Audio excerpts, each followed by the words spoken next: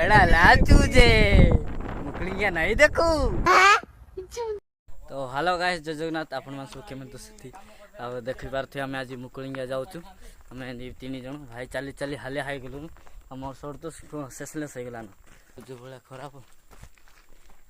देखो फाइनल पहुंचे गलो आमे मुकलिंगा पहाड़ को देखि पारथि केमे व्यू रहउछि मुकलिंगा। आपण मान तो केबे देखि ना थे मुकलिंगा तळ गुटी जाउ छै तुमको देखि दे बड़ पोखन जे आ को नै माने एठू जे गडी की पडियो ना डायरेक्ट से तळे तळे जाई एपट सब वर्षा पाग हले माने कुहुडीटा है कि मस्त दिसुची। आज तो खरा पाग अछि एपट किसी दुकान रोजी भाई मुकलिंगा किसी दुकान एपट केते ऊपर अछि आ पहाड़ जाव केते तळे अछि देख पारत भाई ए तळु गले भाई खसी पडियो।